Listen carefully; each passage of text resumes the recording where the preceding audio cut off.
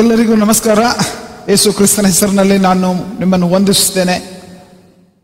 ಪ್ರಿಯರೇ, ಈ ದಿವಸ ನಾವು ವಿಶೇಷವಾದ ಈ ಒಂದು ಮಹತ್ವದ ಅಧ್ಯಯನ ನಾವು ಮಾಡ್ತಾ ಇರುವಂಥದ್ದು ಆತ್ಮಭರಿತ ಆರಾಧನೆ ಎಂಬುದಾಗಿ.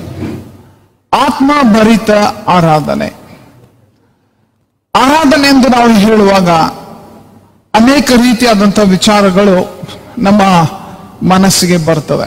ಅದು ಒಂದು ವೇಳೆ ವರ್ಷಿಪ್ ಟೀಮ್ ಎಂದು ಚರ್ಚ್ಗಳಲ್ಲಿ ಗುರುತಿಸಲ್ಪಡುತ್ತದೆ. ಸಾಮಾನ್ಯವಾಗಿ ಕೂಡ ಅಂದ್ರೆ ಸಾಮೂಹಿಕವಾಗಿ ಸಭೆಗಳು ಕೆಲವೊಂದು ಜೊತೆಯಾಗಿ ಎಲ್ಲರೂ ಸೇರಿ ಹಾಡುವಂಥದ್ದು. ಬರೀ ಪಾಸ್ಟರ್ ಹಾಡಿನ ಸಂಖ್ಯೆ ಅನೌನ್ಸ್ ಮಾಡ್ತಾರೆ, ಅದನ್ನ ಹಾಡುವಂಥದ್ದು ಒಂದು ಎಲ್ಲರೂ ಸೇರಿ ಕಾಂಗ್ರಿಗೇಷನಲ್ ಸಿಂಗಿಂಗ್, ಸಾಮೂಹಿಕವಾಗಿ ಸಭೆಯಾಗಿ ಹಾಡುವಂಥದ್ದು ನಾವು ನೋಡಿದ್ದೇವೆ, ಕೇಳ್ತೇವೆ. ಆದ್ರೆ ಕೆಲವೊಂದು ಸಭೆಗಳಲ್ಲಿ ನಾವು ಸಂಗೀತ ಬಳಗ ಅಥವಾ ವರ್ಷಿಪ್ ಟೀಮ್ ಅಥವಾ ಒಂದು ವೇಳೆ ನಮ್ಮ ಈ ಒಂದು ವರ್ಷಿಪ್ ಲೀಡರ್ಸ್, ಆರಾಧನೆಯ ನಾಯಕರು ಎಂಬುದಾಗಿ ಎಲ್ಲ ನಾವು ನೋಡ್ತೇವೆ. ಒಂದಾನೊಂದು ಕಾಲದಲ್ಲಿ ಸಿಂಗರ್ಸ್ ಅಂತ ಇರ್ತಿದ್ರು ಕೂಡ, ಸಿಂಗರ್ಸ್, ಮ್ಯೂಸಿಷಿಯನ್ಸ್ ಅಂತ ಕರೆಯಲ್ಪಡ್ತಿದ್ರು, ಮ್ಯೂಸಿಕ್ ಟೀಮ್ ಅಂತ ಇರ್ತಿತ್ತು. ಈಗ ಕಾಲಕ್ರಮೇಣ ಸಿಂಗರ್ಸ್ ಮತ್ತು ಮ್ಯೂಸಿಷಿಯನ್ಸ್ ಅವೆಲ್ಲ ಟೈಟಲ್ ಚೇಂಜ್ ಆಗಿಬಿಟ್ಟು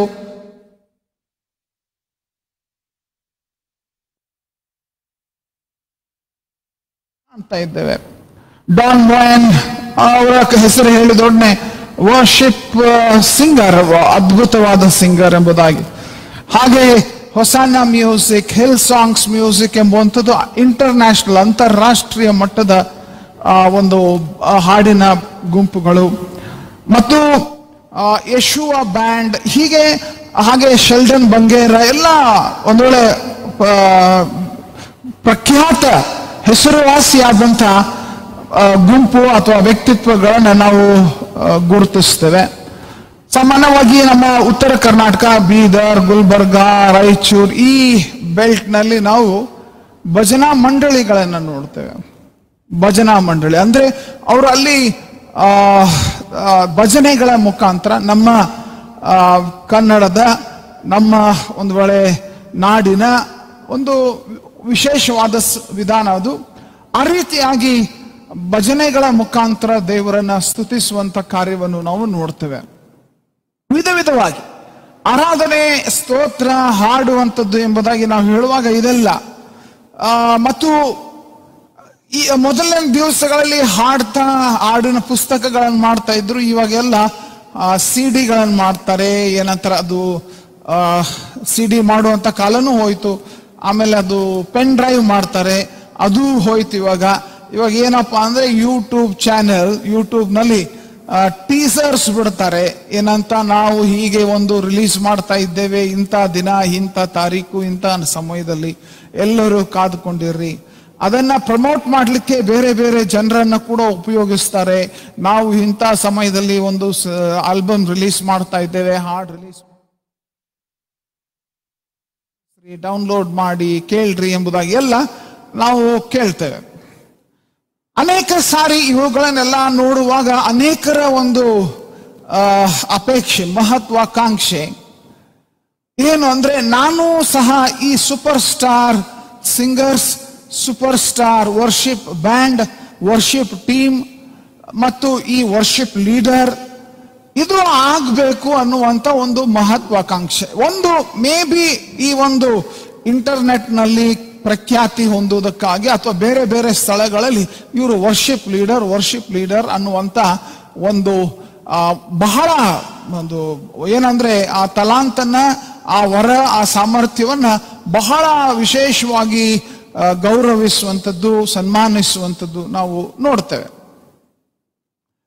ಸಮಾರ್ಯ ಪಟ್ಟಣದ ಆ ಹೆಂಗಸು ಯೇಸು ಸ್ವಾಮಿಯನ್ನ ಅಲ್ಲಿ ಆ ಬಾವಿಯ ಬಳಿ ಸಂಧಿಸಿದಾಗ ಯೇಸು ಸ್ವಾಮಿಯೊಂದಿಗೆ ಈ ಆರಾಧನೆಯ ಕುರಿತು ಬಹಳ ವಿಶೇಷವಾದ ಒಂದು ಚರ್ಚೆ ಆಯಿತು. ಇನ್ಫ್ಯಾಕ್ಟ್ ಆ ಚರ್ಚೆಯಲ್ಲಿ ಅವರ ಅಪೇಕ್ಷೆ ಏನಾಗಿತ್ತಂದ್ರೆ, ನಾವು ಒಂದು ವಿಶೇಷ ಆರಾಧನೆಯನ್ನ ಬಯಸ್ತಾ ಇದ್ದೇವೆ, ಆರಾಧನೆಯಲ್ಲಿ ಬಯಸ್ತಾ ಇದ್ದೇವೆ. ನೀವು ಆ ಯೆರೂಸಲೇಮಿನಲ್ಲಿ ಮಾಡುತ್ತೀರಿ, ನಾವು ಆ ಗುಡ್ಡದಲ್ಲಿ, ಆ ಬೆಟ್ಟದಲ್ಲಿ ಮಾಡ್ತೇವೆ. ಈ ರೀತಿಯಾದ ಆರಾಧನೆಯ ವಿಷಯವಾದ ಚರ್ಚೆ. ಆ ಮಾತಿನಲ್ಲಿ ಯೇಸು ಸ್ವಾಮಿ ಬಹಳ ಸ್ಪಷ್ಟವಾಗಿ ಹೇಳಿದ್ರೇನೆಂದ್ರೆ, ಆರಾಧನೆಯ ವಿಷಯದಲ್ಲಿ ನಾವು ಬಹಳ ಸ್ಪಷ್ಟವಾಗಿ ನಾವು ಅಲ್ಲಿ ಬಹಳ ದೊಡ್ಡ ಪ್ರಕಟಣೆಯನ್ನು ತಿಳ್ಕೊಳ್ತೇವೆನೆಂದ್ರೆ, ನಾವು ಆರಾಧನೆಯನ್ನ ದೇವರಿಂದ ಕಲಿಬೇಕು, ದೇವರಿಂದ ನಾವು ತಿಳ್ಕೊಳ್ಬೇಕು. ಆತನ ತಿಳಿಸುವಂಥದ್ದು, ಆತನ ಅಪೇಕ್ಷಿಸುವಂಥದ್ದು. ಆರಾಧನೆಯ ವಿಷಯದಲ್ಲಿ ನಾನು ವರ್ಷಿಪ್ ಲೀಡರ್, ನಾನು ಮ್ಯೂಸಿಷಿಯನ್, ನಾನು ಸಿಂಗರ್, ನಾನು ಇದು ಅದು ಏನೇನೋ ಎಕ್ಸ್ಪೆಕ್ಟೇಷನ್ ಇಲ್ಲ. ಆತನು ಯಾವುದೇ ಹಾಡಿರಲಿ, ನಾವು ಮಾಡುವ ಯಾವುದೇ ಕಾರ್ಯವಿರಲಿ, ಅದರ ವಿಷಯದಲ್ಲಿ ಆತನ ಅಪೇಕ್ಷಿಸುವಂಥದ್ದಂದ್ರೆ ಆತ್ಮ ಭರಿತ ಆರಾಧನೆ, ಆತ್ಮ ಭರಿತ ಆರಾಧನೆ. ಈ ವಿಷಯಕ್ಕೆ ಸಂಬಂಧಪಟ್ಟಂತೆ ನಾವು ಬಹಳ ಸ್ಪಷ್ಟವಾಗಿ ಕೆಲವು ವಿಷಯ ನಾವು ನೋಡೋಣ. ಆತ್ಮಭರಿತ ಆರಾಧನೆ ಎಂಬುದಾಗಿ ಹೇಳುವಾಗ, ಮೊದಲನೆಯದು ತಿರುಗಿ ನಾನು ಈ ಪಾಠದಲ್ಲಿ ಏನೇನು ಕಲಿಸ್ತೇನೆ ಎಂಬುವಂಥದ್ದನ್ನ ಮುಂದಾಗಿ ತಿಳಿಸ್ತೇನೆ. ಅದು ನಿಮಗೆ ಅನುಕೂಲವಾಗ್ತದೆ. ವಿಶೇಷವಾಗಿ ಮೊದಲನೇ ಭಾಗದಲ್ಲಿ ಆತ್ಮಭರಿತ ಆರಾಧನೆ ಎಂಬುದರ ಅರ್ಥ, ಯೇಸು ಸ್ವಾಮಿ ಆ ಮಾತುಗಳನ್ನು ಉಪಯೋಗಿಸಿದಾಗ ಯಾವ ಅರ್ಥದಲ್ಲಿ ಅವರು ಉಪಯೋಗಿಸಿದರು ಅದನ್ನು ನಾವು ತಿಳ್ಕೊಳ್ಬೇಕು. ಪರಿಶುದ್ಧಾತ್ಮ ಭರಿತ, ಆತ್ಮಭರಿತ ಅಥವಾ ಆತ್ಮನಿಂದ ಆರಾಧನೆ ಅಂತ ಹೇಳುವಾಗ, ವರ್ಷಿಪ್ ಇನ್ ದ ಸ್ಪಿರಿಟ್ ಅಂತ ಹೇಳುವಾಗ ನಾವು ಸ್ಪಷ್ಟವಾಗಿ ಅದರ ಅರ್ಥ ಮತ್ತು ದೇವರ ಅಪೇಕ್ಷೆ ಈ ವಿಷಯದ ಕುರಿತು ನಾವು ತಿಳ್ಕೊಳ್ಳೋಣ. ಎರಡನೆಯದಾಗಿ, ಆತ್ಮಭರಿತ ಆರಾಧನೆಯಲ್ಲಿ ಪರಿಶುದ್ಧ ಆತ್ಮನ ಪಾತ್ರವೇನು? ಪರಿಶುದ್ಧ ಆತ್ಮನ ಪಾತ್ರ. ನಾವು ವಿಶೇಷವಾಗಿ ಆತ್ಮಭರಿತ ಆರಾಧನೆಯ ವಿಷಯದಲ್ಲಿ ನಾವು ಯೋಚಿಸುವಾಗ, ಆರಾಧನೆಯನ್ನ ಪ್ರೇರೇಪಿಸುವುದರಲ್ಲಿ, ಮುಖ್ಯವಾಗಿ ಆ ಪಾತ್ರ ಯಾವ ವಿಷಯದಲ್ಲಿ ಅಂದ್ರೆ ಆರಾಧನೆಯನ್ನ ಪ್ರೇರೇಪಿಸುವುದರಲ್ಲಿ, ಆರಾಧನೆಯನ್ನ ಪ್ರೇರೇಪಿಸುವಲ್ಲಿ ಪರಿಶುದ್ಧಾತ್ಮನ ಪಾತ್ರವೇನು? ಮತ್ತು ಮೂರನೆಯದಾಗಿ ನಾವು ಯೋಚಿಸಲಿಕ್ಕಿರುವಂಥದ್ದು, ಆರಾಧನೆಯಲ್ಲಿ ಪರಿಶುದ್ಧ ಆತ್ಮನ ಆರಾಧನೆಯಲ್ಲಿ, ಮುಖ್ಯವಾಗಿ ಆರಾಧನೆಯಲ್ಲಿ ಪರಿಶುದ್ಧಾತ್ಮನ ನಡೆಸುವಿಕೆ. ಬಹಳ ಇಂಪಾರ್ಟೆಂಟ್ ಅಂಶಗಳು, ನಡೆಸುವಿಕೆ. ಹೀಗೆ ಈ ಮೂರು ವಿಷಯಗಳನ್ನ ನಾವು ಈ ಪಾರ್ಟ್ನಲ್ಲಿ ಅಧ್ಯಯನ ಮಾಡಲಿಕ್ಕಿದ್ದೇವೆ. ಇದು 2 ಪಾರ್ಟ್ ಆಗಿರುತ್ತದೆ, ಅದಕ್ಕೆ ನಿಮ್ ಗಮನಕ್ಕೆ ತರ್ತೇನೆ. ಮೊದಲನೆಯ ಪಾರ್ಟ್ನಲ್ಲಿ ನಾವು ಸಾಧ್ಯವಾದಷ್ಟು ಅದರ ಅರ್ಥ ಮತ್ತು ಆತ್ಮನ ಪಾತ್ರ, ಪ್ರೇರೇಪಣೆಯಲ್ಲಿ ಆರಾಧನೆಯನ್ನು ಪ್ರೇರೇಪಿಸುವುದರಲ್ಲಿ ನಾವು ನೋಡ್ಲಿಕ್ಕಿದ್ದೇವೆ. ಮತ್ತು ಎರಡನೆಯ ಭಾಗದಲ್ಲಿ ನಾವು ಪರಿಶುದ್ಧಾತ್ಮನ ಹೇಗೆ ಆರಾಧನೆಯನ್ನು ನಡೆಸ್ತಾನೆ, ಅದನ್ನ ನಾವು ಯೋಚಿಸೋಣ. ಮೊದಲನೇದಾಗಿ, ಈಗ ತಾನೇ ನಾನು ಪ್ರಸ್ತಾಪಿಸಿದಂತೆ ಆತ್ಮಭರಿತ ಆರಾಧನೆ, ಇದರ ಅರ್ಥ ಅಥವಾ ಇದರ ಮಹತ್ವ ನಾವು ಗಮನಿಸೋಣ.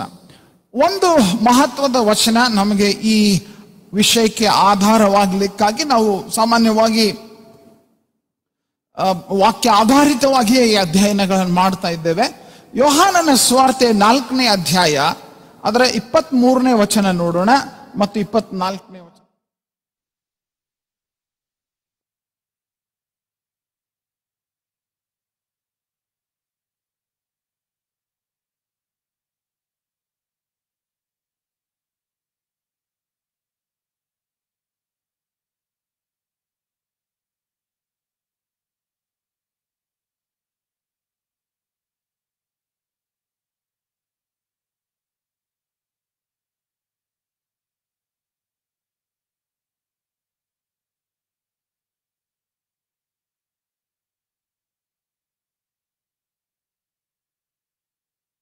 ಮಾತಿನಲ್ಲಿ ಆತನು ಆರಾಧನೆಯ ವಿಷಯದಲ್ಲಿ ದೇವರ ಅಪೇಕ್ಷೆಯನ್ನ ಇಲ್ಲಿ ಸ್ಪಷ್ಟವಾಗಿ ನಾವು ತಿಳ್ಕೊಳ್ಳುತ್ತೇವೆ.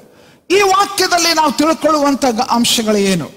ಸ್ಪಷ್ಟವಾಗಿ ನಾವು ತಿಳಿದುಕೊಳ್ಬೇಕಾದಂಥದ್ದು ಮೊದಲನೆಯದು, ದೇವರು ಸ್ವಭಾವದಲ್ಲಿ ತಿಳ್ಕೊಳ್ರಿ, ನೆನ್ಪಿಟ್ಕೊಳ್ರಿ, ದೇವರು ಆತ್ಮ ಸ್ವರೂಪನು.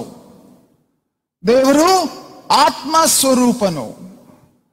ಈ ಮಾತು ಆತ್ಮ ಸ್ವರೂಪನು ಅಂತ ಹೇಳಿ ನಾವು 24ನೇ ವಚನದಲ್ಲಿ ನೋಡಿದಾಗ, ಆತ್ಮ ಸ್ವರೂಪನು ಅದು ಆತನ ಗುಣ, ಆತನ ಸ್ವಭಾವ, ಆತನ ಲಕ್ಷಣ. ದೇವರು ಆತ್ಮ ಸ್ವರೂಪನು. ಆ ಮಾತು ಹೇಳುವಾಗ ಆ ಆತ್ಮ ಸ್ವರೂಪನಾದ ದೇವರನ್ನ ಭೌತಿಕವಾದ ಒಂದು ನಿರ್ದಿಷ್ಟ ಸ್ಥಳಕ್ಕೆ, ಒಂದು ಫಿಸಿಕಲ್ ಸ್ಪೇಸ್ಗೆ ಆ ದೇವರನ್ನ ನಾವು ನಿರ್ಬಂಧಿಸುವುದಕ್ಕಾಗುವುದಿಲ್ಲ. ಮತ್ತು ಆತ್ಮ ಸ್ವರೂಪನು ದೇವರಾಗಿರುವುದರಿಂದ ಆತ್ಮ ಸ್ವರೂಪನಾದ ದೇವರನ್ನ ಯಾವುದೇ ಸ್ಥಳದಲ್ಲಿ, ಯಾವುದೇ ಸಮಯದಲ್ಲಿ ನಾವು ಆರಾಧಿಸಬಹುದು. ಯಾಕೆ? ದೇವರು ಆತ್ಮ ಸ್ವರೂಪನು. ಆತನನ್ನ ಒಂದು ನಿರ್ದಿಷ್ಟ ಸ್ಥಳಕ್ಕೆ, ಒಂದು ನಿರ್ದಿಷ್ಟ ವಸ್ತುವಿಗೆ ದೇವರನ್ನ ಸೀಮಿತಗೊಳಿಸಲಿಕ್ಕೆ ಸಾಧ್ಯವಿಲ್ಲ. ಅದನ್ನೇ ಯೇಸು ಸ್ವಾಮಿ ಆರಾಧನೆಯ ವಿಷಯದಲ್ಲಿ ಮಾತನಾಡ್ತಾ ಇದ್ದಾಗ ತಿಳಿಸ್ತಾ ಇದ್ದಾರೆ. ಎರಡನೆಯದು, ಬಹಳ ಸ್ಪಷ್ಟವಾಗಿ ಆ ವಚನ ನಾವು ನೋಡುವಾಗ ಆತನೇ ಹೇಳಿದ್ದು, ದೇವರು ಆರಾಧಕರನ್ನ ಹುಡುಕ್ತಾ ಇದ್ದಾನೆ. 23ನೇ ವಚನ ನೋಡ್ರಿ, ಅದನ್ನ ತಿರುಗಿ ನೋಡೋಣ. 23ನೇ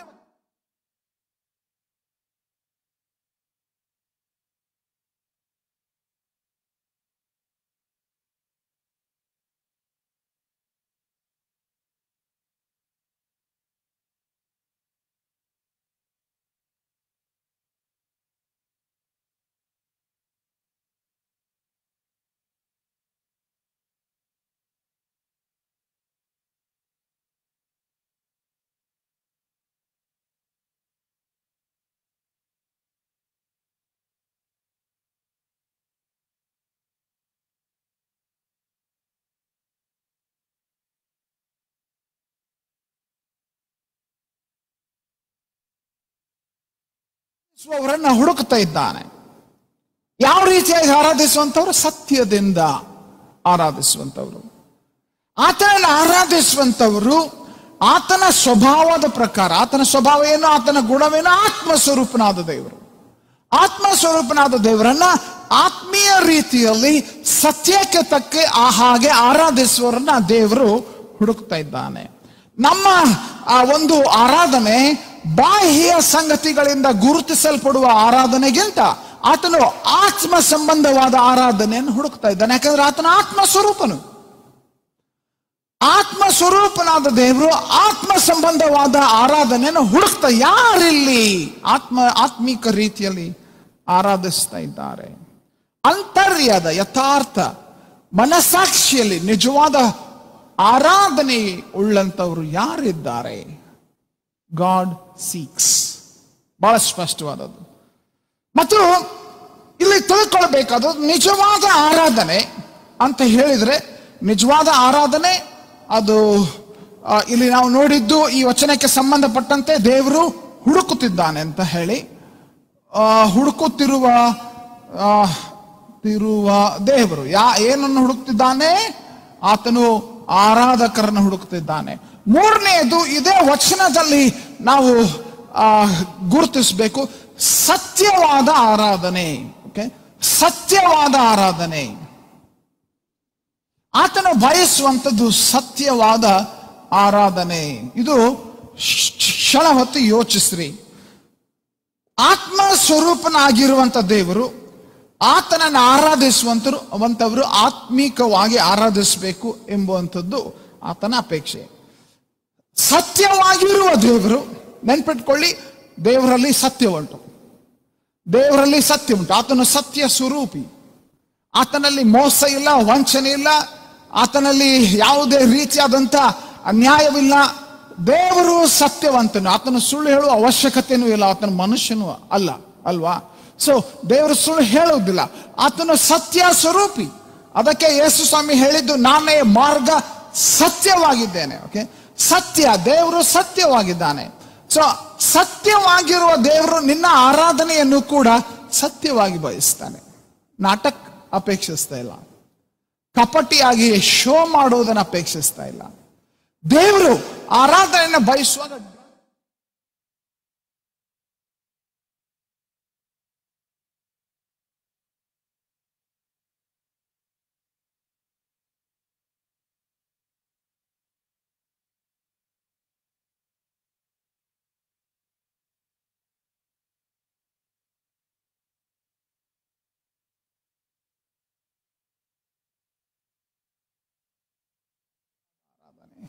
ಸತ್ಯವಾದ ಬಹಳ ವಿಶೇಷವಾಗಿ ಯೋಚಿಸಬೇಕು. ಸೊ ಯೇಸು ಸ್ವಾಮಿ ಹೇಳಿದ ಇನ್ನೊಂದು ಅಂಶ ಆ ವಚನದಲ್ಲಿ ನಾವು ನೋಡುವಾಗ, ಆ ಸಮಯ, ಆ ವಚನ ತಿರುಗಿ ನೋಡೋಣ್ರಿ. ಆ ಸಮಯ ಇನ್ಫ್ಯಾಕ್ಟ್ ಬಹಳ ಸ್ಪಷ್ಟವಾಗಿ ಆ ವಚನ ನೋಡೋಣ ತಿರುಗಿ. 4:20 ವಚನ ನೋಡ್ರಿ.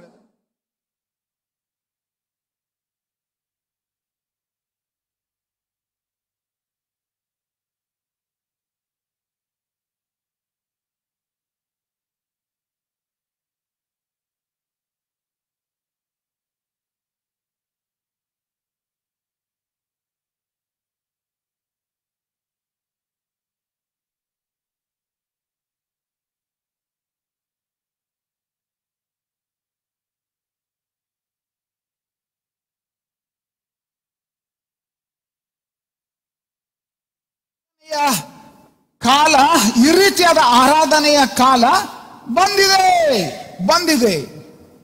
ಮೊದಲಿನ ಆರಾಧನೆಯಲ್ಲಿ ಸಂಪ್ರದಾಯಗಳಿದ್ದವು, ಆಚರಣೆಗಳಿದ್ದವು, ಅನೇಕ ರೀತಿಯಾದಂಥ ಬಾಹ್ಯ ಸಂಗತಿಗಳೆಲ್ಲ ಇದ್ದವು. ಆದರೆ ಯೇಸು ಸ್ವಾಮಿ ಹೇಳ್ತಾರೆ, ಆತ್ಮ ಸ್ವರೂಪನಾದ ದೇವರನ್ನ, ಸತ್ಯ ಸ್ವರೂಪನಾದ ದೇವರನ್ನ, ಯಾವ ದೇವರು ಆರಾಧನೆಯನ್ನು ಹುಡುಕುತ್ತಿರುವಂತ ದೇವರು, ಯಾರು ನನ್ನನ್ನು ಆರಾಧಿಸ್ತಾ ಇದ್ದಾರೆ ಅಂತ ಅವರನ್ನು ಹುಡುಕುತ್ತಿರುವ ದೇವರು, ಸತ್ಯ ಸ್ವರೂಪಿ ದೇವರು, ಸತ್ಯವಾಗಿ ಆತನನ್ನು ಆರಾಧಿಸುವವರನ್ನ ಆತನು ಬಯಸ್ತಾನೆ, ಸತ್ಯವಾದ ಆರಾಧನೆಯನ್ನ. ಇಂಥ ಆರಾಧನೆಯ ಕಾಲ ಯೇಸು ಸ್ವಾಮಿ ಹೇಳ್ತಾರೆ, ತಾವು ಆತನು ಬಂದಿರುವಲ್ಲಿ ಆತನ ಮುಖಾಂತರವಾಗಿ ಈ ಆರಾಧನೆಯ ಕಾಲ ಬಂದಿದೆ. ಬಂದಿದೆ. ಇನ್ನು ನಾವು ಇದಕ್ಕಾಗಿ ವೇಟ್ ಮಾಡುವ ಅವಶ್ಯಕತೆ ಇಲ್ಲ. ಸೊ ಯಾವಾಗ ಅದು ಆತ್ಮಿಕ ರೀತಿಯಲ್ಲಿ ಸತ್ಯಕ್ಕೆ ತಕ್ಕ ಹಾಗೆ ಸತ್ಯ ಮತ್ತು ಆತ್ಮದಿಂದ ಆರಾಧಿಸುವಂತ ಕಾಲ ಬಂದಿದೆ. It's come. ಯೇಸು ಸ್ವಾಮಿ ಹೇಳಿದ ಮಾತಿದು, ಈಗ ಬಂದಿದೆ, ಮುಂದೆ ಬರ್ತದೆ. ಯೇಸು ಸ್ವಾಮಿಯ ಮುಖಾಂತರ ಅದು ಬಂದಿದೆ.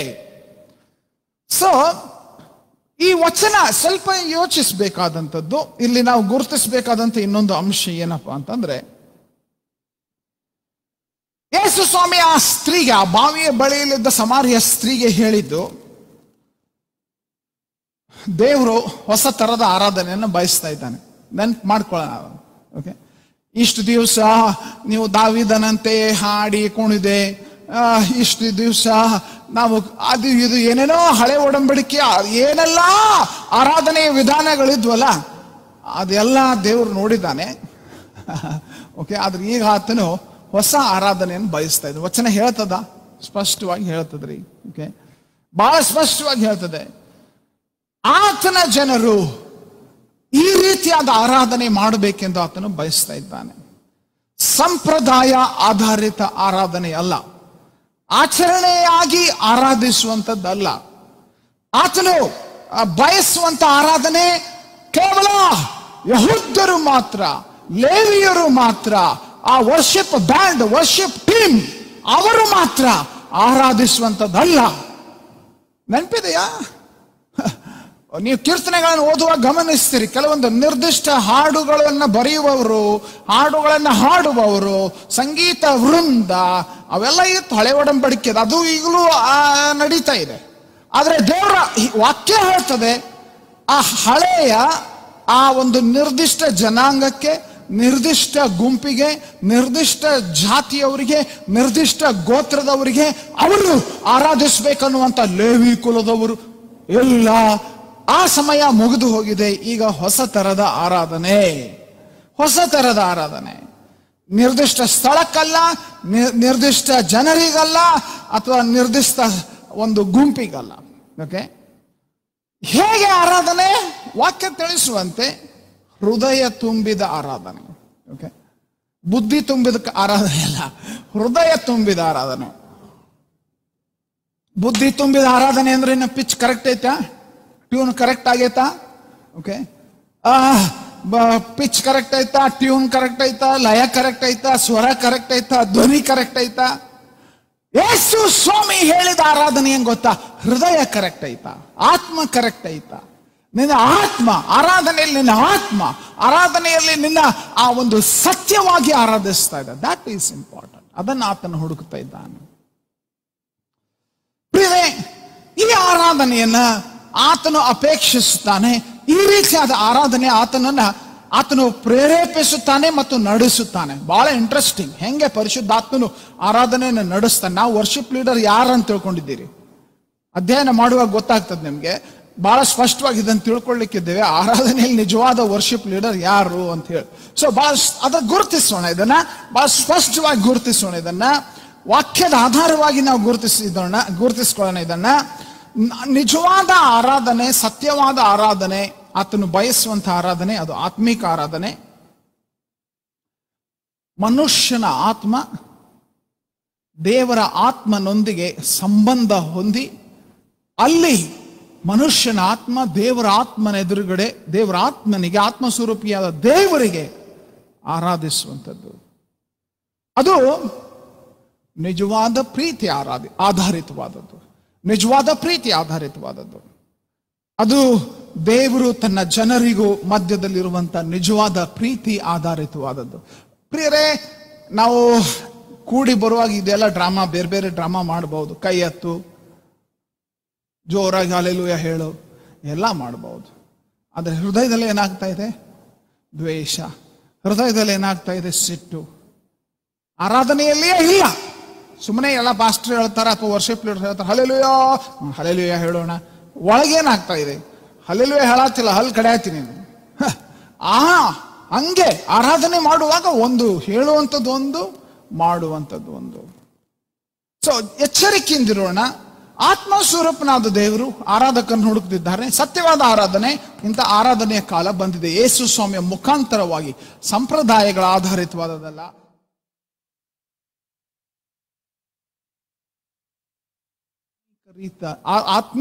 ಆತ್ಮೀಕ ರೀತಿಯಲ್ಲಿ ಸತ್ಯಕ್ಕೆ ತಕ್ಕದಾದ ಆರಾಧನೆ ಬಯಸ್ತಾ ಇದ್ದಾನೆ. ಅದನ್ನು ನಾವು ನೋಡೋಣ. ಆದರೆ ಈ ಶಬ್ದ ಏನಿದೆಯಲ್ಲ, ಆತ್ಮನಲ್ಲಿ ಆರಾಧನೆ. ಸೊ ಈ ಆತ್ಮನಲ್ಲಿ ಆರಾಧನೆ ಅಂತ ಹೇಳುವಾಗ ಅದರ ಅರ್ಥವೇನು? ದೇವರು ಏನ್ ಬಯಸ್ತಾನೆ ನೋಡಿದೆವು. ದೇವ್ರೇನ್ ಬಯಸ್ತಾನೆ ನೋಡಿದನು. ಆತ್ಮಸ್ವರೂಪನಾದ ದೇವರು, ಹುಡುಕುತ್ತಿರುವ ದೇವರು, ಸತ್ಯವಾದ ಆರಾಧನೆ ಬಯಸ್ತಿರುವಂತ ದೇವರು, ಅದರ ಕಾಲ ಈಗಾಗಲೇ ಬಂದಿದೆ ಅಂತ ಹೇಳಿರುವಂತ ದೇವರು. ಆದ್ರೆ ಅರ್ಥವೇನು? ಆತ್ಮನಿಂದ ಆತ್ಮಭರಿತ ಆರಾಧನೆಯ ಅರ್ಥವೇನು? ಆ ಶಬ್ದದ ಅರ್ಥವೇನು?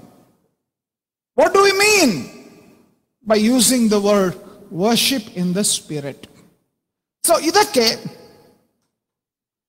ಎರಡು ಸಾಧ್ಯತೆಗಳು ನಾವು ಗುರುತಿಸಬಹುದು. ಓಕೆ, ಆತ್ಮನಿಂದ ಆರಾಧನೆ ಅಂತ ಹೇಳುವಾಗ ಎರಡು ಸಾಧ್ಯತೆಗಳನ್ನು ನಾವು ಗಮನಿಸಬಹುದು. ಇಲ್ಲಿ ಆತ್ಮಭರಿತ ಆರಾಧನೆ, ಆತ್ಮನಿಂದ ಆರಾಧನೆ, ಇವೆಲ್ಲ ಶಬ್ದ ಉಪಯೋಗಿಸುವಾಗ ಪಾಸಿಬಿಲಿಟಿ ಏನಪ್ಪಾ ಅಂತಂದ್ರೆ, ಒಂದು ಆತ್ಮ ಅಂತ ಉಪಯೋಗಿಸುವಾಗ ಫಸ್ಟ್ ಮನುಷ್ಯನ ಆತ್ಮ, ಎರಡನೇದು ದೇವರ ಆತ್ಮ. ಆತ್ಮಿಕ ಆರಾಧನೆ, ಆತ್ಮಭರಿತ ಆರಾಧನೆ ಅಂತ ಹೇಳುವಾಗ ಇದರ ಸಾಧ್ಯತೆ ನಾವು ಗಮನಿಸೋಣ. ಆತ್ಮಿಕ ಆರಾಧನೆ, ಮನುಷ್ಯನ ಆತ್ಮವೋ ದೇವರ ಆತ್ಮವೋ? ಯಾಕಂದ್ರೆ ಮನುಷ್ಯನಿಗೂ ಕೂಡ ಆತ್ಮ ಉಂಟು. ಮನುಷ್ಯನನ್ನ ದೇವರು ತನ್ನ ಸ್ವರೂಪದಲ್ಲಿ ಉಂಟು ಮಾಡಿದನು. ತನ್ನ ಸ್ವರೂಪದಲ್ಲಿ ಉಂಟು ಮಾಡಿರುವುದರಿಂದ ಆತನು ವಿಶೇಷವಾಗಿ ನಮ್ಮ ಈ ಒಂದು ವಾಕ್ಯದ ಆಧಾರವಾಗಿ ನಾವು ನೋಡುವಾಗ ಬಹಳ ಸ್ಪಷ್ಟವಾಗಿ ಅದು ಈ ಅರ್ಥ, ಈ ವಚನದ ಅರ್ಥದ ಪ್ರಕಾರ, ನಾವು ಯೋಹಾನ 4 ನೋಡಿದ್ದೇವಲ್ಲ, ಆ ಅರ್ಥದ ಪ್ರಕಾರ it can be holy spirit, ದೇವರ ಆತ್ಮನಾಗಿರ್ಬಹುದು, ಅಥವಾ it can be human spirit,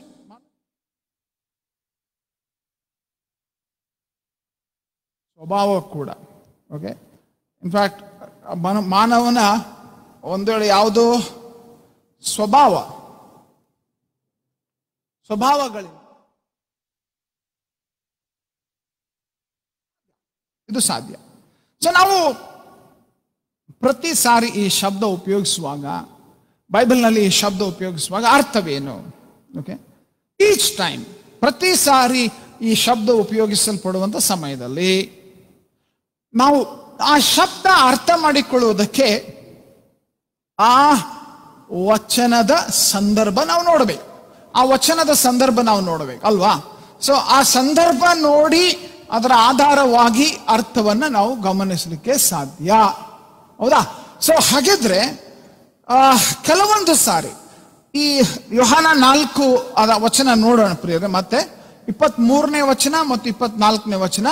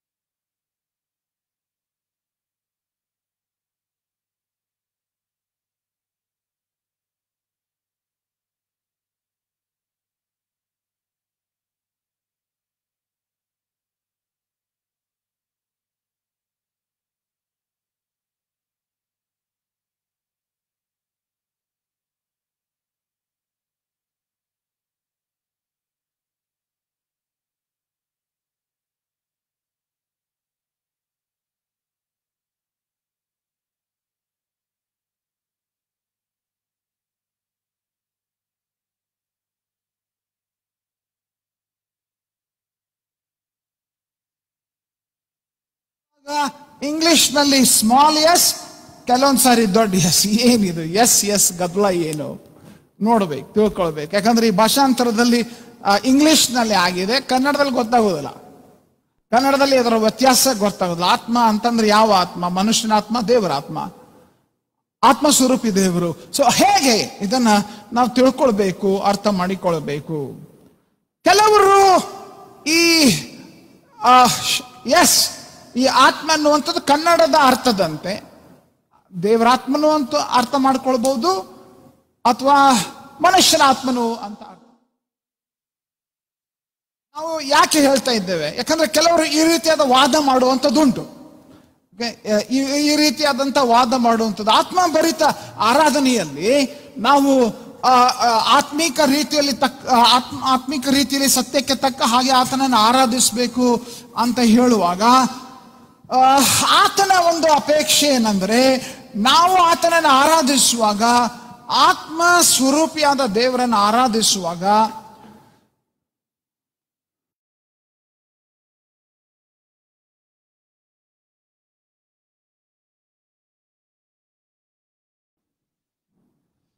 right, ನೆನಪಿದೆಯಲ್ಲ?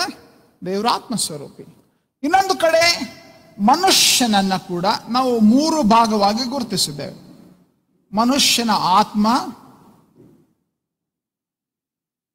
ಪ್ರಾಣ, 3ನೇದು ಶರೀರ. ಸ್ಪಿರಿಟ್, ಸೋಲ್, ಬಾಡಿ. ಸೊ ಕೆಲವರ ವಾದದ ಪ್ರಕಾರ ಆ ಶಬ್ದದ ಅರ್ಥ ದೇವರ ಆತ್ಮನ ಆಧಾರಿತವಾಗಿ ಆತ್ಮನಲ್ಲಿ ಆರಾಧಿಸಬೇಕು. ಕೆಲವರ ವಾದದ ಪ್ರಕಾರ ಮನುಷ್ಯನ ಆತ್ಮ ಆಧಾರಿತವಾಗಿ ಅರ್ಥ ಮಾಡಿಕೊಳ್ಳಬೇಕು. ಸೊ ನಾವೇನ್ ಮಾಡೋಣ ಅಂದ್ರೆ, ಈ ಎರಡೂ ತರದ ಆರಾಧನೆಯಾಗಿ ನಾವು ನೋಡೋಣ. ಓಕೆ, ಸೊ ಮೊದಲನೆಯದಾಗಿ ಮನುಷ್ಯನ ಆತ್ಮ ಆಧಾರಿತ ಆರಾಧನೆ. ಇದು ಒಂದು ವೇಳೆ ದೇವರ ಆತ್ಮನ ಆಧಾರಿತ ಆರಾಧನೆ ಅಲ್ರಿ, ಇದು ಮನುಷ್ಯನ ಆತ್ಮ, ಅಂತರಾತ್ಮದಿಂದ ನಾವು ಆರಾಧಿಸಬೇಕು ಎಂಬುದಾಗಿದ್ರೆ ಮಾನವ ಆತ್ಮ ಆಧಾರಿತ ಆರಾಧನೆ, ಮಾನವನ ಆತ್ಮ ಆಧಾರಿತ ಆರಾಧನೆ.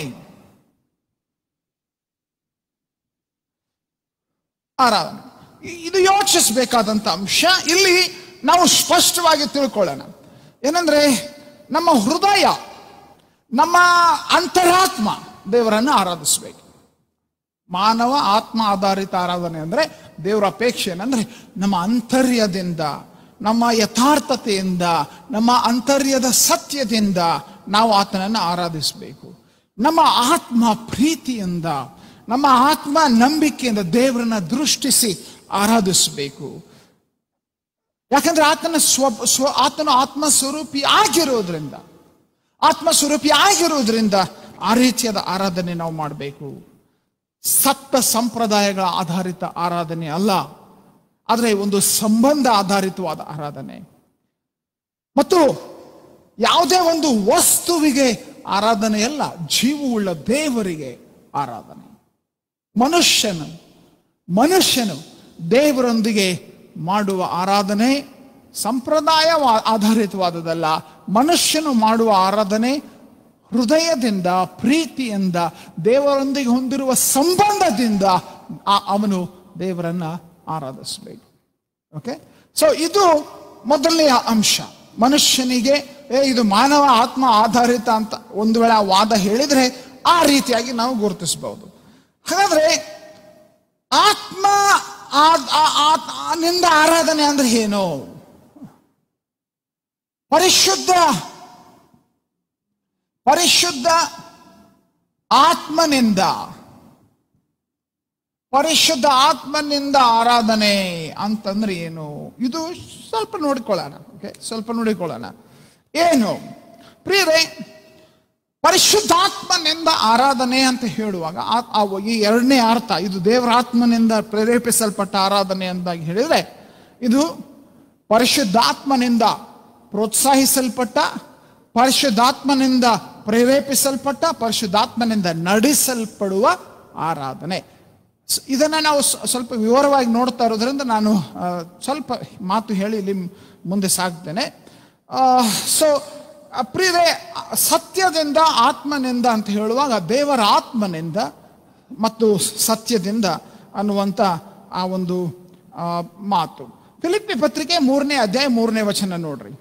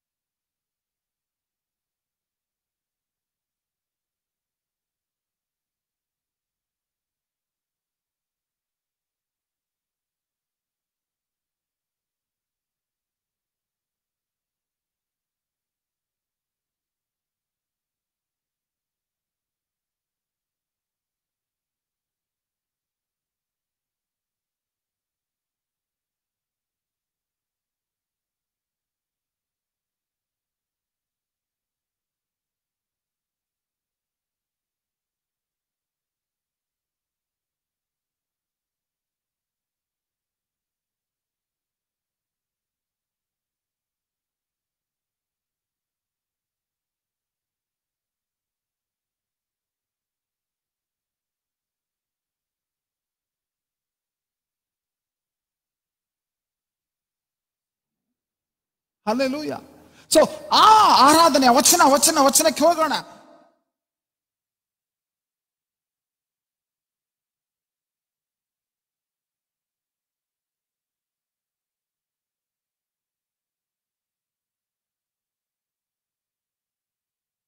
ಹೇಳಿಕೊಳ್ತಾ ಇದ್ದಾನೆ, we are those who let the spirit of God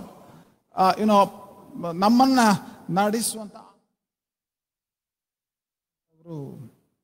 ನಮ್ಮ ಆರಾಧನೆಯ ಬಲ ಪರಿಶುದ್ಧಾತ್ಮನು, ನಮ್ಮ ಆರಾಧನೆಯಲ್ಲಿ ನಡೆಸುವವನು ಪರಿಶುದ್ಧಾತ್ಮನಾಗಿರಬೇಕು. ನಮ್ಮ ಆರಾಧನೆಯ ಪ್ರತಿ ಕಾರ್ಯ ಪರಿಶುದ್ಧಾತ್ಮ ಪ್ರೇರಿತವಾಗಿರಬೇಕು. ಸೊ ಅಷ್ಟು ಮಾತ್ರವಲ್ಲ, ಇದಕ್ಕೆ ಉದಾಹರಣೆಗಳು ನಾವು ನೋಡ್ತೇವೆ. ರೆಫರೆನ್ಸಸ್ ನಾನು ಹೇಳ್ತೀನಿ, ನೀವು ಓದಲಿಕ್ಕೆ ಟೈಮ್ ಇಲ್ಲ. ನಾವು ವಿಶೇಷವಾಗಿ ಆ ರೆಫರೆನ್ಸ್ ಲೂಕನ್ ಸುವಾರ್ತೆ 1ನೇ ಅಧ್ಯಾಯ 46ರಿಂದ 55 ವಚನ. ಅಲ್ಲಿ ಏನು ಹೇಳ್ತದಪ್ಪ ಅಂತಂದ್ರೆ, ನೀವು ಒಂದು ವೇಳೆ ನೋಡಿದ್ರೆ ಅಂದ್ರೆ ಮರಿಯಳು ಆರಾಧನೆ ಮಾಡ್ತಾಳೆ. ಓಕೆ, ಹೇಗೆ ಆರಾಧನೆ ಮಾಡ್ತಾಳೆ? ಪವಿತ್ರಾತ್ಮ ಪ್ರೇರಿತಳಾಗಿ ದೇವರನ್ನು ಸ್ತುತಿಸುವ, ಕೊಂಡಾಡುವ ಕಾರ್ಯವಳು ಮಾಡ್ತಾಳೆ. ಅದೇ 1ನೇ ಅಧ್ಯಾಯ 67ನೇ ವಚನದಿಂದ ನೀವು ನೋಡುವಾಗ 79ನೇ ವಚನದಲ್ಲಿ ಜಕರ್ಯನು ಆರಾಧಿಸ್ತಾನೆ. ಆದ್ರೆ ಆರಾಧನೆಗೆ ಪ್ರೇರೇಪಣೆ ಕೊಟ್ಟದ್ದು ಯಾರು ಗೊತ್ತಾ? ದೇವರಾತ್ಮನು. ಮರಿಯಳಿಗೂ ಆರಾಧಿಸುವಂತೆ the one who prompted Mary to worship, the one who prompted Zachariah to worship, ಇಬ್ಬರನ್ನು ಪ್ರೇರೇಪಿಸಿದ್ದು ದೇವರಾತ್ಮ. That is ಆತ್ಮ ಪ್ರೇರಿತ ಆರಾಧನೆ. ಓಕೆ ಪ್ರಿಯರೇ, ಪರಿಶುದ್ಧಾತ್ಮನು ನಮ್ಮ ಆರಾಧನೆಯಲ್ಲಿ ನಮ್ಮನ್ನು ಪ್ರೇರೇಪಿಸಬೇಕು. ಪರಿಶುದ್ಧಾತ್ಮನು ಆತನ ಸ್ವಭಾವಕ್ಕನುಗುಣವಾಗಿ ಆರಾಧಿಸುವಂತೆ ನಮ್ಮನ್ನು ನಡೆಸಬೇಕು.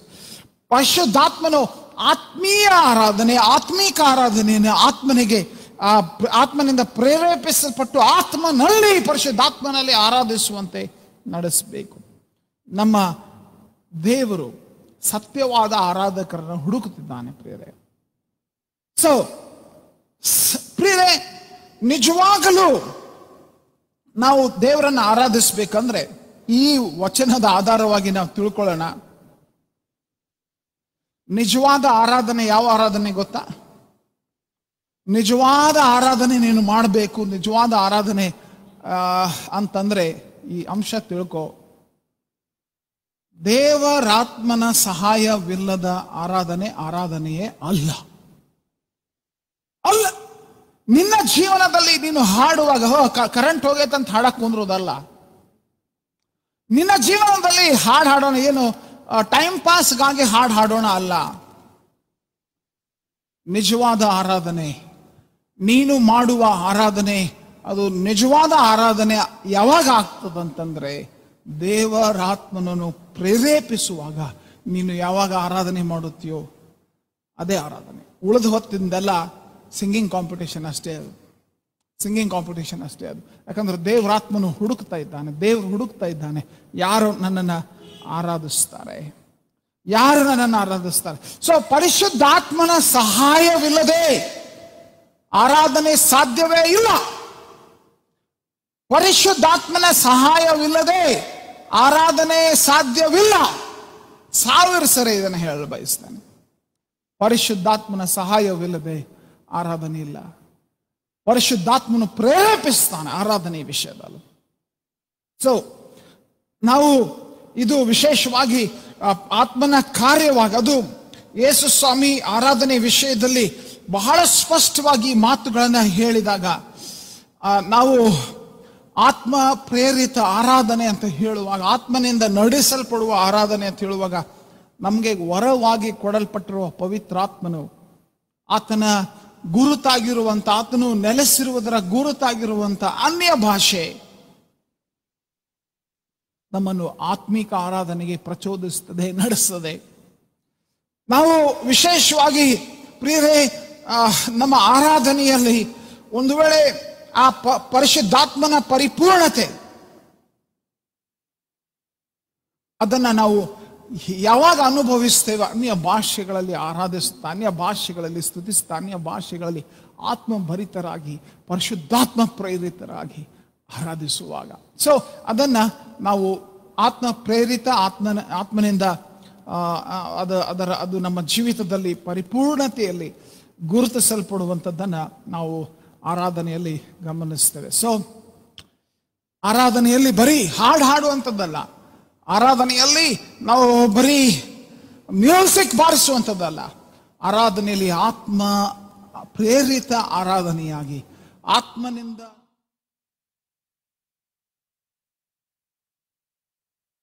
ಉಪಯೋಗಿಸುತ್ತಾ ಆರಾಧಿಸುವಂಥದ್ದು ಆರಾಧನೆ ಕೂಡ. ಸೊ ಬಹಳ ಮಹತ್ವದ ಈ ಅರ್ಥ ನಾವು ನೋಡಿಕೊಂಡಿದ್ದೇವೆ. ಮುಂದಿನ ವಿಷಯಕ್ಕೆ ನಾವು ಬೇಗನೆ ಹೋಗೋಣ. ಏನು ಪರಿಶುದ್ಧಾತ್ಮನು ಆರಾಧನೆಗೆ ಹೇಗೆ ನಮ್ಮನ್ನ ಪ್ರೇರೇಪಿಸುತ್ತಾನೆ, ಹೇಗೆ ಪ್ರೇರೇಪಿಸುತ್ತಾನೆ? The role of the Holy Spirit in inspiring our worship. How ಆರಾಧನೆಯನ್ನ ಪ್ರೇರೇಪಿಸುವಲ್ಲಿ ಪರಿಶುದ್ಧಾತ್ಮನ ಪಾತ್ರವೇನು? ಇದು ನಾವು ಯೋಚಿಸೋಣ. ಬಹಳ ಇಂಪಾರ್ಟೆಂಟ್ ಅದು. ಪರಿಶುದ್ಧಾತ್ಮನ ಯಾವ ವಿಷಯದಲ್ಲಿ? ಪ್ರೇರೇಪಿಸುವುದರಲ್ಲಿ. ಪ್ರೇರೇಪಿಸುವುದರಲ್ಲಿ ಯಾರ ಪಾತ್ರ? ಆತ್ಮನ ಪಾತ್ರ, ಪರಿಶುದ್ಧಾತ್ಮನ ಪಾತ್ರ. ಇದು ನಾವು ಹೇಗೆ ಆತನು ಪ್ರೇರೇಪಿಸ್ತಾನೆ ಅಂತಂದ್ರೆ, ನಾವು ಒಂದು ವೇಳೆ 3 ವಿಧದಲ್ಲಿ ಆತನು ಪ್ರೇರೇಪಿಸ್ತಾನೆ ಅಂತ ಗಮನಿಸಬಹುದು.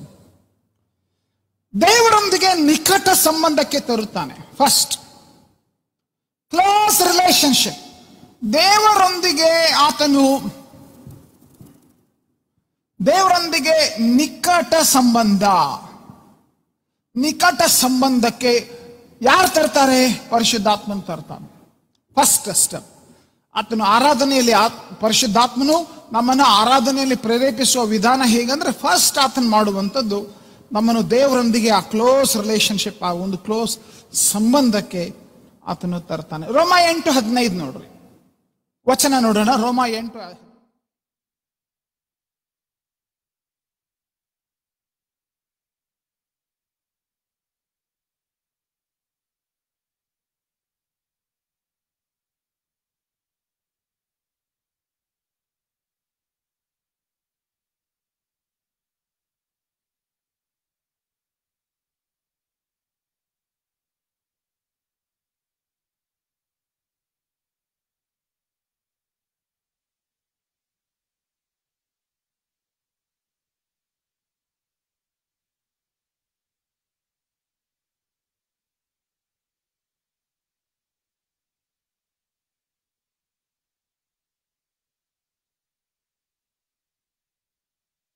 ನಾವು ನೋಡೋಣ, ಪರಿಶುದ್ಧಾತ್ಮನು ನಮ್ಮನ್ನ ತಂದೆಯೊಂದಿಗೆ ಸಂಬಂಧಕ್ಕೆ ನಡೆಸುತ್ತಾನೆ. ಆ ಸಂಬಂಧದಿಂದಲೇ ನಾವು ಆ ತಂದೆಗೆ ಅಪ್ಪ, ತಂದೆಯೇ ಅಂತ ಹೇಳಲಿಕ್ಕೆ ಸಾಧ್ಯ. ಪರಿಶುದ್ಧಾತ್ಮನ ಕಾರ್ಯ ಅದು. ಸೊ ಆ ಪರಿಶುದ್ಧಾತ್ಮನ ಕಾರ್ಯದಿಂದಲೇ ರೋಮ 5:5 ಹೇಳುವ ಪ್ರಕಾರ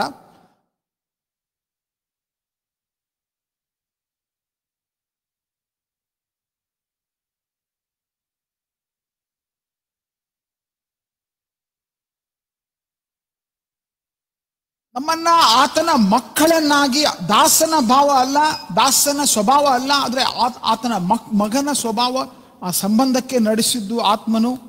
ನಮ್ಮೊಳಗೆ ಪ್ರೀತಿಯನ್ನು ತುಂಬಿಸುವಂಥದ್ದು ಆ ಪರಿಶುದ್ಧ ಆತ್ಮನು.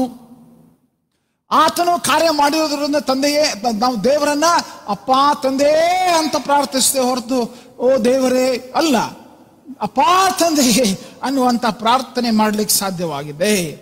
ಸೊ ಪ್ರಿಯರೇ, ನಮ್ಮ ಹೃದಯ ಅಲ್ಲಿ ಬೆಚ್ಚಗಾಗಿ, ಆತನ ಪ್ರೀತಿಯಿಂದ ಬೆಚ್ಚಗಾಗಿ, ಅನಾಥರಾಗಿ, ದಿಕ್ಕಿಲ್ಲದವರಾಗಿ, ಈ ಲೋಕದ ಅನಾಥಾಲಯದಲ್ಲಿ ನಿರ್ಗತಿಕರಂತೆ ಯಾರು ನನ್ನನ್ನು ಪ್ರೀತಿಸ್ತಾರೆ, ಯಾರು ನನ್ನನ್ನು ಗುರುತಿಸ್ತಾರೆ ಅಂತ ಹೇಳಿ ಅನಾಥರಂತೆ ಜೀವಿಸ್ತಾ ಇದ್ದಂಥ ನಮ್ಮನ್ನ ಪರಿಶುದ್ಧಾತ್ಮನು ನಮ್ಮಲ್ಲಿ ಕಾರ್ಯ ಮಾಡಿ ದಾಸನ ಭಾವವಲ್ಲ, ಮಗನ ಭಾವ, spirit of adopted into spirit of sonship, ಆ ದತ್ತು ಸ್ವೀಕರಿಸಲ್ಪಟ್ಟ ಮಕ್ಕಳಂತೆ ನಮ್ಮನ್ನ ಆ ಒಂದು ಕುಟುಂಬಕ್ಕೆ ಸೇರುವುದಕ್ಕೆ ಕಾರ್ಯ ಮಾಡಿದ್ದು ಪರಿಶುದ್ಧಾತ್ಮ. ಆರಾಧನೆಯಲ್ಲಿ ಇದನ್ನು ನೆನ್ಪಿಟ್ಕೊಳ್ಳಿ. ಸೊ ವಿಶೇಷವಾಗಿ ಈ ಕಾರ್ಯ ಮಾಡಿದ್ದಷ್ಟೇ ಅಲ್ಲ, ಎರಡನೇದು ಪರಿಶುದ್ಧಾತ್ಮನು ಮಾಡುವಂಥದ್ದು ಏನಂದ್ರೆ, ಯೇಸು ಸ್ವಾಮಿಯನ್ನ ಆತನು, ಪರಿಶುದ್ಧಾತ್ಮನ ಮುಖ್ಯ ಕಾರ್ಯ ಇದು. ಪರಿಶುದ್ಧಾತ್ಮನ ಮುಖ್ಯ ಕಾರ್ಯ ಏನ್ ಮಾಡ್ತಾನೆ? ಯೇಸು ಸ್ವಾಮಿಯನ್ನ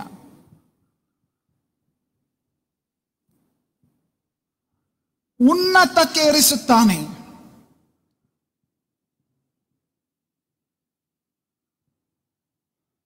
ಯೇಸು ಸ್ವಾಮಿಯನ್ನು ಉನ್ನತಕ್ಕೆ ಏರಿಸುತ್ತಾನೆ. ಯಾಕೆ ಮಾತು ಹೇಳ್ತದೆ? ಯೋಹಾನ 16:14 ನೋಡ್ರಿ.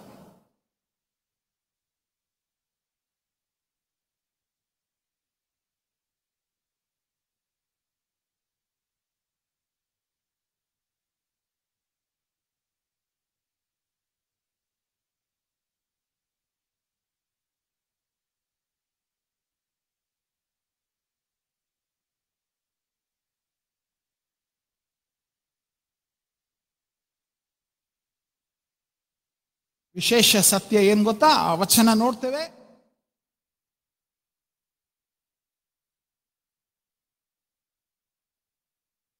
ದೊಡ್ಡ ದೊಡ್ಡ ಮ್ಯೂಸಿಕ್ ಸ್ಕೂಲ್ನಲ್ಲಿ ಕಲಿತು ಬಂದಿದ್ರು.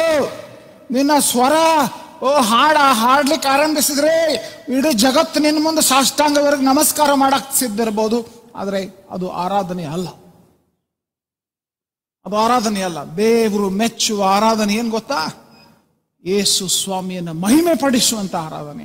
ನೀನು ಆರಾಧನೆ ಸ್ಥಳಕ್ಕೆ ಬರುವಾಗ, ಓ ಸಿಂಗಿಂಗ್ ಭಾರಿ ಇದೆ, ಮ್ಯೂಸಿಕ್ ಭಾರಿ ಇದೆ, ಆ ವರ್ಷಿಪ್ ಲೀಡರ್ ಭಾರಿ ಹ್ಯಾಂಡ್ಸಮ್ ಅದಾನ, ಆ ವರ್ಷಿಪ್ ಲೀಡರ್ ಬಹಳ ಚಂದ ಕಾಣಿಸ್ತಾಳ ಅಂತ ನೀನು ಆರಾಧನೆಗೆ ಬರ್ತಾ ಇದ್ರೆ ಆರಾಧನೆಗೆ ಬರ್ತಾ ಇಲ್ಲ, ನೀನು ರಾಕ್ ಶೋ ಹೋಗ್ತಾ ಇದ್ದೆ ಅಷ್ಟೇ.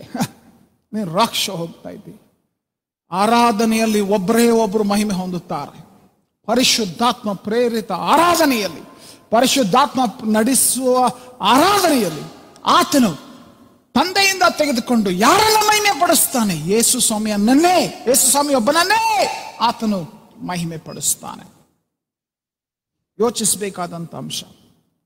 ಸೊ ವಿಶೇಷವಾಗಿ ಪ್ರಿಯರೇ, ನಮ್ಮ ಹೃದಯದಲ್ಲಿ, ನಮ್ಮ ಬಾಯಿಗಳಲ್ಲಿ, ನಮ್ಮ ಸ್ತುತಿ ಸ್ತೋತ್ರಗಳಲ್ಲಿ ಒಬ್ಬನಿಗೆ ಮಾತ್ರ ಮಹಿಮೆ. ಆತನ ಹೆಸರು ಯೇಸು. ಯೇಸು ಇಂಥ ಆತ್ಮ ಪ್ರೇರಿತ ಆರಾಧಕರನ್ನ ಆತನು ಹುಡುಕ್ತಿದ್ದಾನೆ. ಸೊ ಮೂರನೆಯದಾಗಿ ನಾವಿಲ್ಲಿ ಗಮನಿಸಬೇಕು, ಆರಾಧನೆಗೆ ಆತನೇ ಪ್ರೇರೇಪಿಸುತ್ತಾನೆ.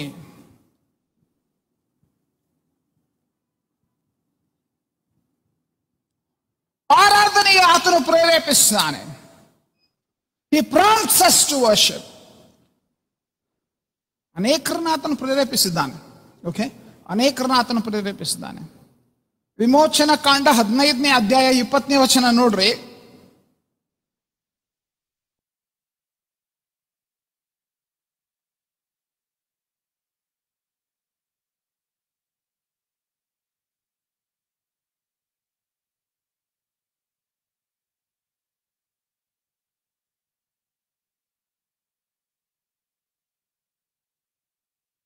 In fact may be first worship leader ಈಕೆ ಮೆರಿಯಂ. ಓಕೆ, ಹೆಣ್ಮಗಳು. ಅವಳ ಸಂಗಡ ವರ್ಷಿಪ್ ಟೀಮ್ ಇದೆ, ಹೆಣ್ಮಕ್ಕಳ ವರ್ಷಿಪ್ ಟೀಮ್ ಇದೆ. ಇವಾಗ ವರ್ಷಿಪ್ ಆರಾಧನೆಯಲ್ಲಿ ಲೀಡ್ ಮಾಡಲಿಕ್ಕೆ, ಆರಾಧನೆಯಲ್ಲಿ ನಡೆಸಲಿಕ್ಕೆ ಮಿರ್ಯಾಮಳನ್ನ, ಪ್ರವಾದನೆಯಾಗಿದ್ದ ಮಿರ್ಯಾಮಳನ್ನ ದೇವರು ಉಪಯೋಗಿಸಿದರು. ಮೊದಲನೇ ಸಮುವೇಲ 5ನೇ ಅಧ್ಯಾಯ ನೋಡುವಾಗ ನಾವು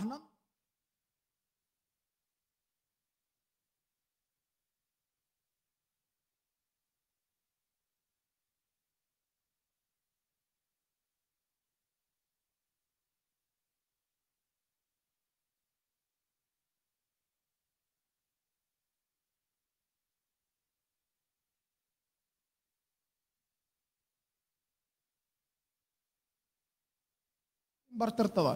ವಚನ ನೋಡೋಣ, ಆ ವಚನ ನೋಡೋಣ.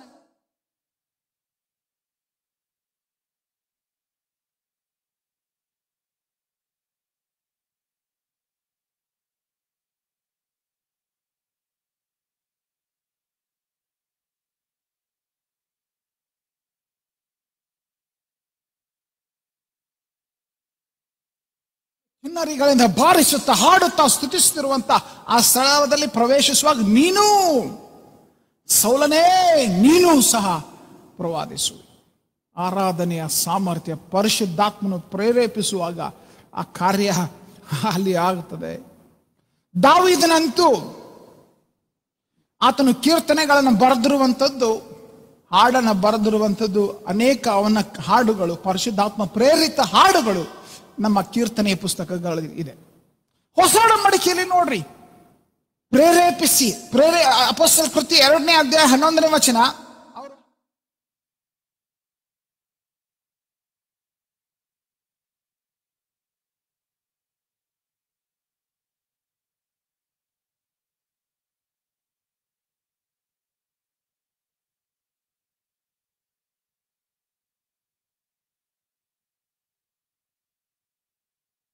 ಇನ್ನೊಂದು ನಾವು ನೋಡಬಹುದು, ಕೊರ್ನೇಲ್ಯನ ಮನೆಯಲ್ಲಿ ಅಪೊಸ್ತಲ ಕೃತ್ಯ 10:46 ಅದನ್ನೇ ನಾವು ನೋಡ್ತೇವೆ. ವಚನ ನೋಡ್ರಿ.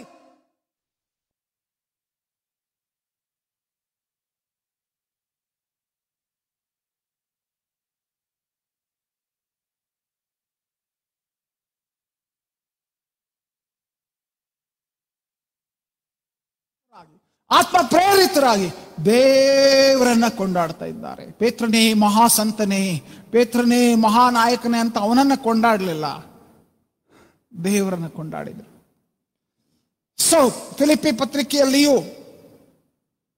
ನಾವು ಮೂರನೇ ಅಧ್ಯಾಯ 3ನೇ ವಚನ ನಾವು ನೋಡುವಾಗ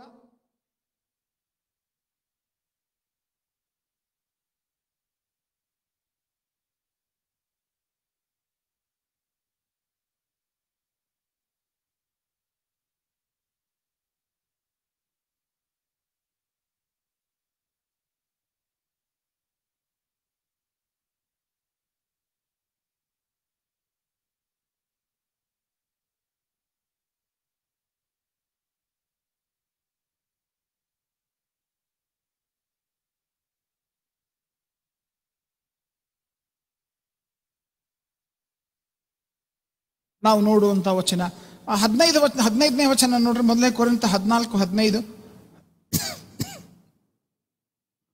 ಮೊದಲನೇ ಕೊರಿಂಥ 14:15ರಲ್ಲಿಯೂ ಕೂಡ ಈ ಅಂಶ ಪ್ರಸ್ತಾಪವಾಗುವಂಥದ್ದನ್ನು ನೋಡ್ತೇವೆ. ಏನಾದ್ರು ಪೌಲನು ಆ ಕೊರಿಂಥ ಸಭೆಗೆ ಅದನ್ನೇ ತಿಳಿಸ್ತಾ ಇದ್ದಾನೆ, ಆತ್ಮ ಪ್ರೇರಿತವಾದ ಆರಾಧನೆ. ಸೊ ಈಗಲೂ ಕೂಡ ಪ್ರೇರೆ 2 ಕೊರಿಂಥ 3:17 ಕೊನೆಯ ಮಹತ್ವದ ಭಾಗ. ಈ ಭಾಗದಲ್ಲಿ ನಾವು ನೋಡ್ತಾ ಇರುವಂತೆ 2 Corinthians chapter 3 and verse 17.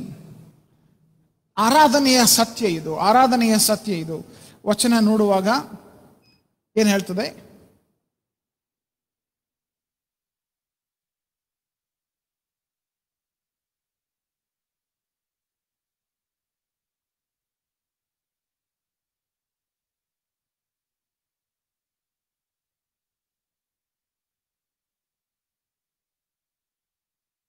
ಅದನ್ನು ಮಾಡಬಾರ್ದು, ಇದನ್ನು ಮಾಡಬಾರ್ದು, ರೂಲ್ಸ್ ರೆಗ್ಯುಲೇಷನ್ಸ್ ಅಲ್ಲ. ಪರಿಶುದ್ಧಾತ್ಮನ ನಡೆಸುವಿಕೆಗೆ ಸ್ವತಂತ್ರ ಬಿಡುಗಡೆ ಪರಿಶುದ್ಧಾತ್ಮ ಪ್ರೇರಿತ ಆರಾಧನೆಯಲ್ಲಿ. ಈ ಮಾತು ಹೇಳ್ತಿರುವಾಗ ನಾನು ಮುಕ್ತಾಯಗೊಳಿಸುವುದಕ್ಕಿಂತ ಮೊದಲು ಚಿಕ್ಕದಾಗಿ ಒಂದು ಮಹತ್ವದ ಅಂಶ ತಿಳಿಸ್ತೇನೆ. ಆರಾಧನೆಗಾಗಿ ಮಹತ್ವದ ವೈಯಕ್ತಿಕ ಸಿದ್ಧತೆ ಅವಶ್ಯಕ. ಆತ್ಮಿಕ ಆರಾಧನೆ, ಆತ್ಮಭರಿತ ಆರಾಧನೆ, ಆತ್ಮನಿಂದ ನಡೆಸಲ್ಪಡುವ ಆರಾಧನೆಗೆ ಹಂಗೆ ಬಂದೆ ಹಂಗೆ ಇಲ್ಲ. ಆತ್ಮಿಕ ಸಿದ್ಧತೆ ಬಹಳ ಬಹಳ ಮುಖ್ಯವಾದದ್ದು. ವೈಯಕ್ತಿಕ ಸಿದ್ಧತೆ, ನೀನು ಆರಾಧನೆಗೆ ಹೋಗುತ್ತಿರುವಾಗ ಈ ಸಿದ್ಧತೆಗಳನ್ನು ಮಾಡಿಕೊಳ್ಳಬೇಕು.